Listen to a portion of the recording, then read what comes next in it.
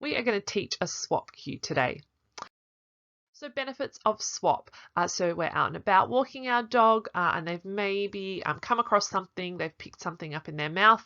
And so instead of struggling to pry their mouth open and get that thing out of their mouth, we can cue a swap. Okay, so they'll release the item and then we can reward that behavior.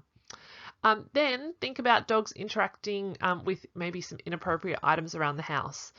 So they're, chewing on things they're not supposed to. They've decided that one of your shoes is now a play toy. Okay, maybe they're destroying, ripping something up. Okay, so we can cue a swap. And then redirect them, show them what they can chew. Okay, so give them something appropriate that they can chew on. Teaching a swap is also really beneficial when we're playing with our dogs. So some dogs, when they're playing with toys with us, maybe the game, kind of gets a bit full on. There's a bit too much arousal there, and we need to kind of calm them down a bit and teach them to, play the game in a fun way, but a safe way. Maybe they struggle to release that toy, okay? So we can add a swap cue into a play session to make sure that the game stays, nice and safe and fun for everyone.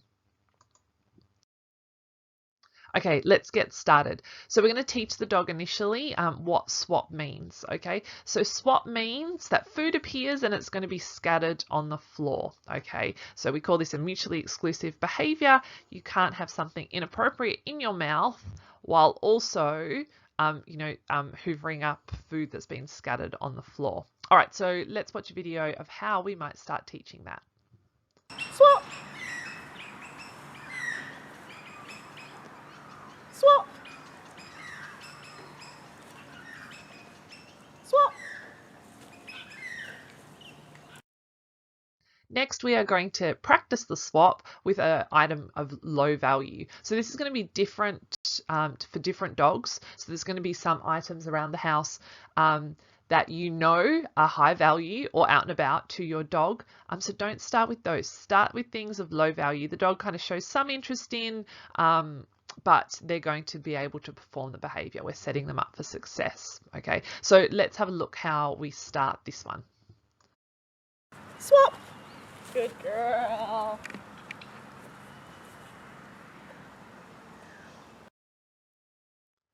Okay, so now what we're going to do, and this is important whether we do it really gradually. So we've had a low value item, then continue to work with other low value items, build it up. So then it's maybe kind of medium level items. Again, depends on your dog, right? What they find really interesting. Okay, so only then, once you've got success there, they're able to move away from the item, drop the item, and move towards you for that scatter feed. Once they're really good with that, with their swap cue, we can then start practicing it with the higher value items, but really make sure they're fluent with that foundation first. Swap! Good girl. Well done, honey. Come on. Good job. As we mentioned, it can be a really nice one to introduce during a play session with your dog. We're keeping the game fun, but we're also making sure everyone's safe. So what we can do is that we can play with the dog. So you might have a little tuggy toy out. So you're going to play with your dog, cue the swap, then a food scatter. Okay, and then it doesn't mean the game stops once they've finished the food scatter. By all means, if you and your dog are ready, you can start the game of tug again. Okay, so really nice way to kind of manage arousal and make sure that the game is being played appropriately. So let's have a look at this one. Sit. Get.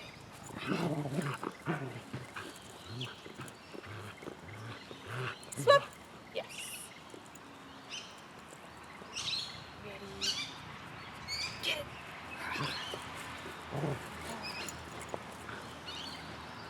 Good job. Now we can also do the two toy game. So this one, instead of using food, and you will find some dogs that toys are so valuable to them that they may not actually swap initially for food. So we can get them to swap, but we can kind of go between two toys. So the steps, you're going to play with your dog. Then the first toy becomes still, so it's not as much fun anymore. They're not getting to do the real chasey kind of behavior with it anymore, okay? So first toy, it becomes still in your hand. You then cue the swap.